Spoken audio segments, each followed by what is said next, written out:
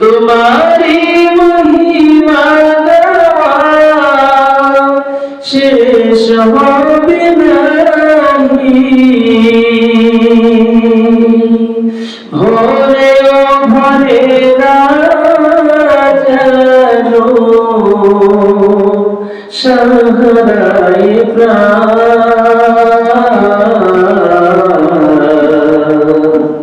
তুমি রহমান তুমি মেহেরবান অন্ধকারে না শুধু তোমার গুণগান বুঝেও বুঝে না তবু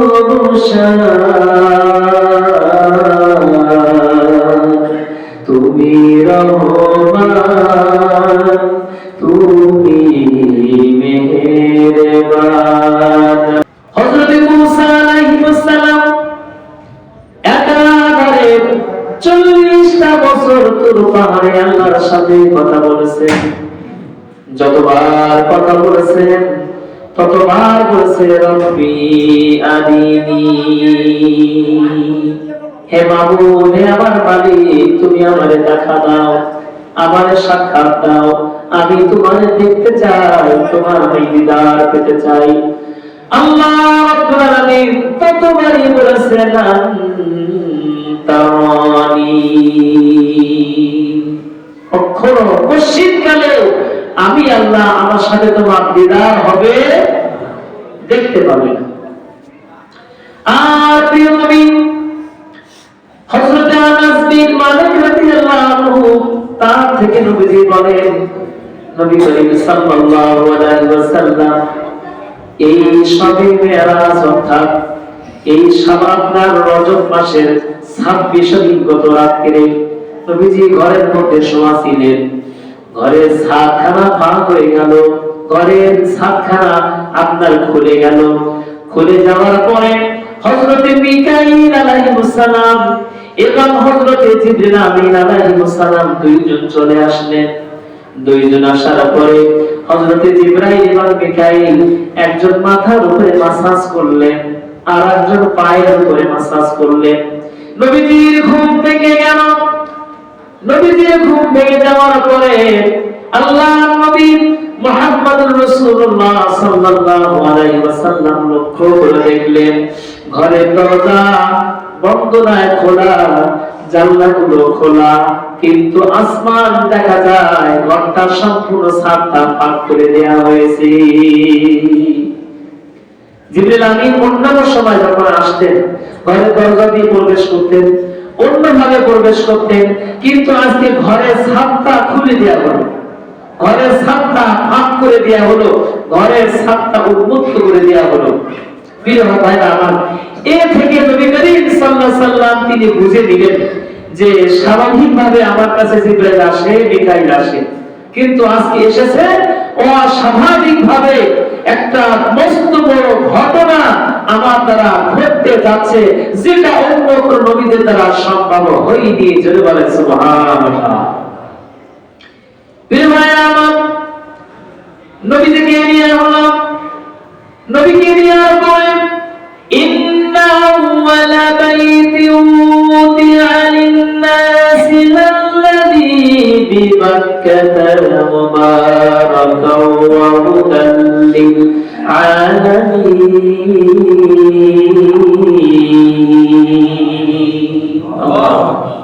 হাজিউল হারামাইন ভাইখানে অনেকে আছেন।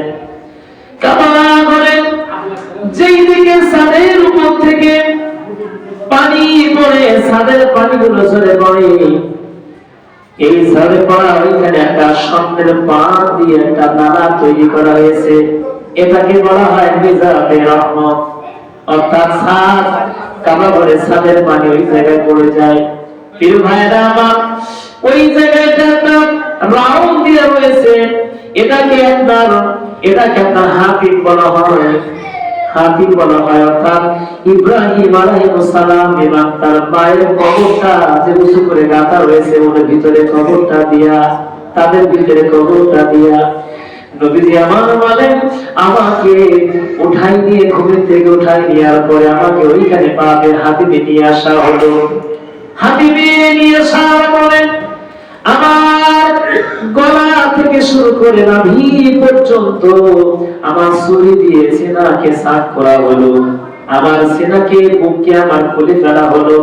খুলে ফেলার পরে জমজমের পানি আনা হলো এবং স্বর্ণের তৈরি একটা পাত্র, সেই স্বর্ণের তৈরি পাত্রের ভিতরে বরকত দিয়ে আর হিকমত দিয়ে পরিপূর্ণ পানি, এই পানিটা আমার দেহের ভিতরে প্রবেশ করায় আমার কলিজা খানা, হাত খানা সুন্দর করে ধুয়ে ফেলা হলো। বলেন সুবহানাল্লাহ। কেননা প্রিয় হাবিবকে আল্লাহ পাক এমন পাওয়ার, এমন শক্তির জায়গায় আল্লাহ পাক তাকে নিয়ে যাবেন যে শক্তির কাছে ছোট শক্তি যে কাজ সইতে পারবে।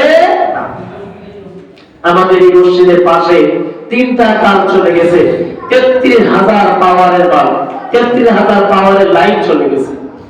আমাদের যে বাল্ব জ্বলে, এই চিকন তার দিয়ে এই বাল্বটা জ্বলে।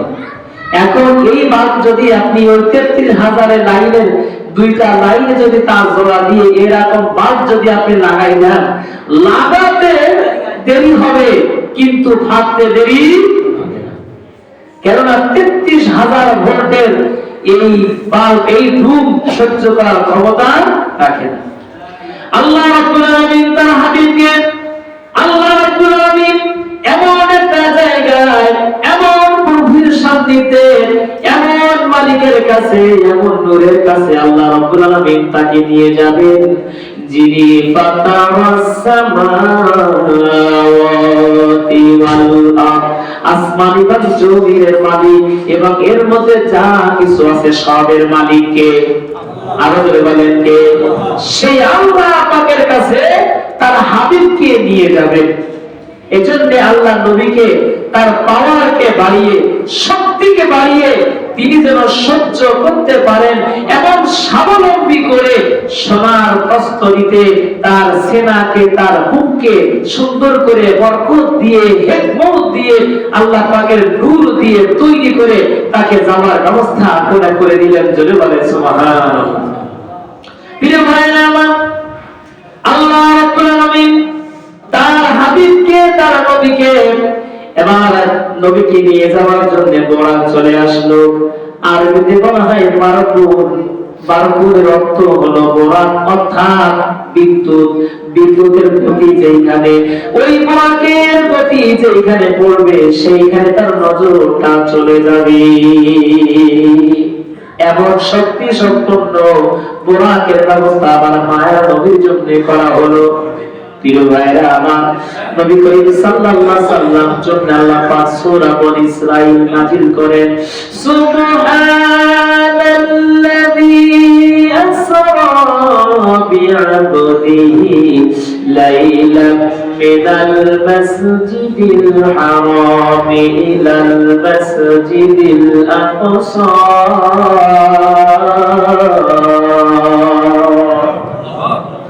সুবহানাল্লাযী, তিনি সে মহান সত্তা যিনি তার বান্দাকে মসজিদে হারাম থেকে নিয়ে মসজিদ আকসা পর্যন্ত নিয়ে গিয়েছিল এবং যার বিষয়টা ছিল সম্পূর্ণ বরকতময়, বরকতপূর্ণ। জোরে বলে সুবহানাল্লাহ। প্রিয় ভাইরা আমার, নবী করিম সাল্লাল্লাহু আলাইহি সাল্লাম যাওয়ার অনেক ঘটনা। নবীজি আমার যখন যাচ্ছেন, যাইতে যাইতে আল্লাহ রাব্বুল আলামিনের হাবিবকে তুর পাহাড়ে রাখা হলো।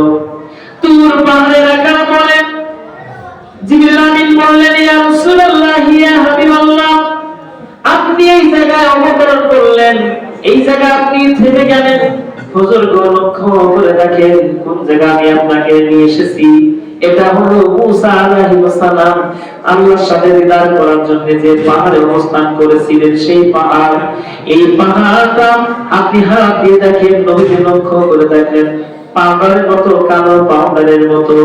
আল্লাহ নবীকে বলা হলো, ইয়া রাসূল রাসূলুল্লাহ ইয়া হাবিবাল্লাহ, এই পাহাড়টা আল্লাহ করে তাকাল্লিতে জ্বলে ভস্ম হয়ে গিয়েছিল, সুরমা হয়ে গিয়েছিল। কোন মানুষ যদি এই সুরমা খানা তার চোখের মধ্যে মাখে, আল্লাহ রাব্বুল আলামিন তার চোখের জ্যোতি খানা দিয়ে বাড়িয়ে দিবে। আল্লাহ নবীর পরে ইয়াসরিবে দেখা হলো, ইয়াসরিবে নবীকে নামানো হলো।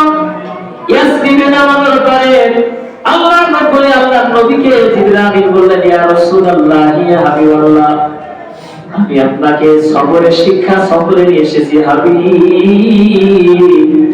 এই শিক্ষা সবরকে আপনাকে শেখার জন্য নিয়ে এসেছি। এখন যে জায়গাটা আমি আপনাকে রেখেছি, এই জায়গাটা হবে আপনার বসত বাড়ি, এই জায়গাটা হবে একটা মসজিদে নববী, এই জায়গাটা হবে আপনার ওই মক্কার লোকেরা সহ্য করতে পারবে না, তাদের নির্যাতন নিপীড়ন সহ্য করতে না পেরে আপনি যেদিন রওনা দিবেন, আপনি যেদিন সফর করবেন, আপনি যেদিন হিজরত করবেন, যেই জায়গাটা আপনি অবস্থান করবেন, সেই জায়গা ইসরা অর্থাৎ ইয়াসরিব মদিনায় নিয়ে এসেছি। আর এই জায়গাটা হবে আপনার মৃত্যুর পরে, আপনার চলে যাওয়ার পরে থাকার রওজা মুবারক। বলেন সুবহানাল্লাহ। প্রিয় ভাইরা আমার, এরপরে নবী করিম সাল্লাল্লাহু আলাইহি ওয়াসাল্লামকে নিয়ে যাওয়া হলো। নবীজি যাচ্ছেন, যাইতে লক্ষ্য করে দেখলেন এমন সুন্দর সুঘ্রাণ বের হয়ে আসলো। জিবরাইলকে বলেন, ও জিবরাইল, তুমি আমারে কোথায় নিয়ে এসেছো? জান্নাতের সুঘ্রাণ আমি আমার নাকের ভিতরে পেয়ে যাচ্ছি। আমরা কি জান্নাতের নিকটে কি চলে এসেছি? আল্লাহর ফেরেশতা জিবরাইল বললেন, ইয়া রাসূলুল্লাহ ইয়া হাবিবাল্লাহ, জান্নাত কোন জায়গায়, কোথায় সেই জান্নাত? কিন্তু জান্নাত এখান থেকে বহু দূরে, কিন্তু আপনি জান্নাতের সুঘ্রাণ নাকের মধ্যে কেন পাচ্ছেন? আপনি কি জানেন? এইটা হলো সেই জায়গা, এটা জায়গার নাম হলো মিশর। জায়গার নাম কি? মিশর। এই জায়গায় জান্নাতের সুঘ্রাণ আপনার নাকের মধ্যে কেন পাবেন আপনি জানেন কি? নবীজি বললেন, না জিবরাইল, আমি জানি না। আল্লাহ নবীকে বলা হলো, ইয়া রাসূলুল্লাহ ইয়া হাবিবাল্লাহ, এই জায়গায় কোরআন শরীফের মধ্যে অসংখ্য জায়গা যার নাম রয়েছে। মুসা আলাইহিস সালামের নাম, কাছাকাছি ফেরাউনের নাম সেখানে রয়েছে। এই সেই জায়গা, যে জায়গাটা ফেরাউন রাজত্ব করত, মাতব্বরি করত, পৃথিবীর রব হয়ে সে মাতব্বরি ফলাতো। এই সেই ফেরাউনের রাজপ্রাসাদের জায়গা। এই জায়গায় ফেরাউন তার মেয়ের চুল আশ্রাবার জন্য একজন মহিলা, যিনি ছিলেন ওই বাড়ির দাসী, ওই বাড়ির চাকরানী, তার মাথার চুলগুলো আশ্রয় দিতেছিলেন। ফেরাউনের মেয়ের মাথার চুলগুলো আশ্রাচ্ছিলেন। আশ্রাইতে হঠাৎ করে দাসীর হাত থেকে যখন ওই চিরুনিখানার নিচে পড়ে গেল, চিরুনিখানা নিচে পড়ে যাওয়ার সাথে সাথে দাসী ছিলেন অন্তর দিয়ে আল্লাহ প্রেমিক, আল্লাহ ভক্ত, সঙ্গে সঙ্গে বললেন, ইন্না লিল্লাহ। কোন কিছু যদি আমাদের হারিয়ে যায়, কোন বিপদে পড়ি, কিংবা হঠাৎ করে বিদ্যুৎ আছে, বিদ্যুৎ চলে গেল, কারেন্ট চলে গেল, কিংবা তার মৃত্যু সংবাদ আপনি শুনলেন, কোন বিপদের সংবাদ শুনলেন, সাথে সাথে বলতে হবে ইন্না লিল্লাহ। কি বলতে হবে? ইন্না লিল্লাহ। নিশ্চয়ই আল্লাহর জন্য, আল্লাহর পক্ষ থেকে যা হয় সেটাই। দাসী আমার এই ইন্না লিল্লাহ বলার সাথে সাথে মেয়ে দাসীর মুখের দিকে তাকিয়ে বলে, দাসী, আমি তোমার অত্যন্ত ভালোবাসি। ও দাসীর কি জন্য, কি কারণে? ইন্না লিল্লাহ, লিল্লাহ মানে আল্লাহ। আমার বাবা ফিরআউন, তিনি হলেন আল্লাহ। আমার বাবাকে বাদ দিয়ে, তার রবকে বাদ দিয়ে, তার রবের সমস্ত ক্ষমতাকে অস্বীকার করে, ও দাসী, আমার বাড়ি থাকো, আমার বাড়ি খাও, আমার বাড়ি থেকে তেল পানি মাখো, আমার বাড়ি থেকে শ্বাস পোশাক তুমি তোমার গায়ের মধ্যে পরিধান করো। এই বাড়ি খেয়ে, এই বাড়ির নুন খেয়ে তুমি নুন হারামি কেন করছো দাসী? আমার পিতা আমার আব্বা ফিরাউনকে বাদ দিয়ে আল্লাহকে বাদ দিয়ে কোন আল্লাহরে তুমি ডাকো, এই সঠিক না জবাব দেওয়া পর্যন্ত আমি তোমারে ছাড়বো না। মেয়ে চলে গেল বাবার কাছে, দিয়ে বলছে আব্বা এমন একটা শীত আপনি আমার জন্য ফিট করে দিয়েছেন বাবা, এই দাসী আমার বাড়ি খায়, আমার বাড়ি পান করে, আমার বাড়ি থেকে নাচ নিয়ামত যা দেওয়ার সবকিছু নেয়, আমার বাড়ি থেকে বেতন নেয়।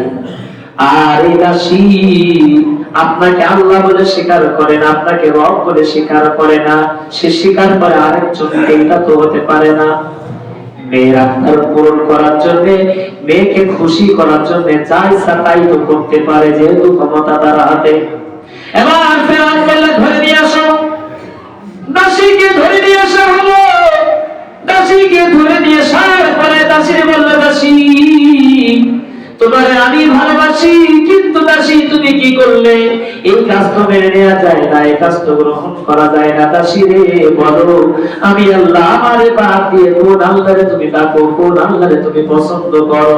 দাসী রে না বলা পর্যন্ত তোমাকে ছাড়বো না, হয় তোমারে কপ্তান দিয়ে দেব, তোমাকে শেষ করে দিয়ে দেব, নতুবা আমার দলে তোমাকে ফিরে আসা লাগবে। দাসী নির্দ্বিধায় বললে,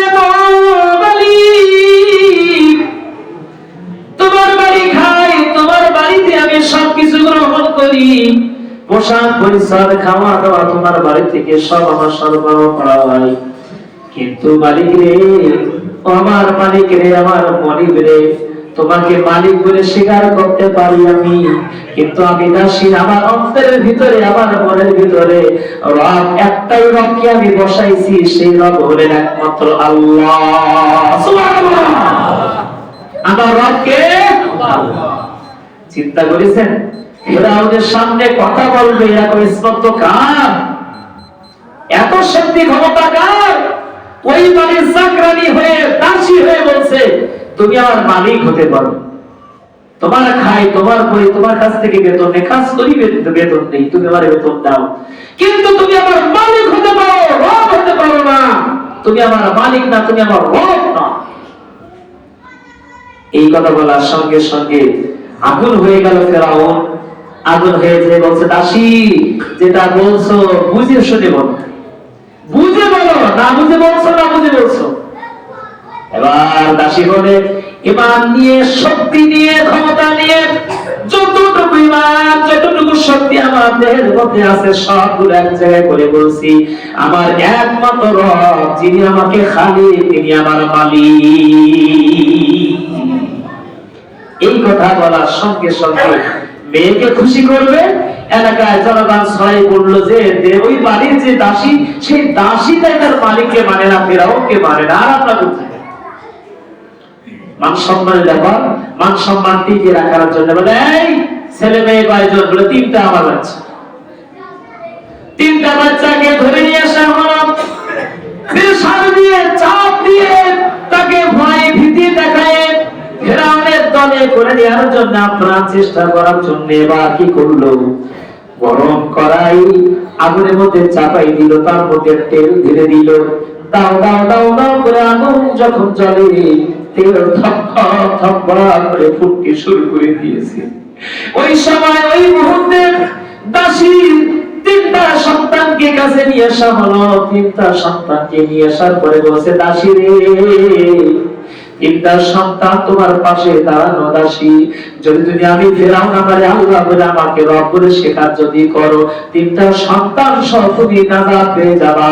আর যদি আমারে তুমি রব বলে স্বীকার না করো, আমারে মালিক বলে, আমাকে আল্লাহ বলে স্বীকার যদি তুমি না করো, এই তিনটা সন্তান তোমার চোখের সামনে আগুনের ভিতরে, পানির ভিতরে, আপনার তেলের মধ্যে ডুবাই শেষ করে দিয়ে দেব।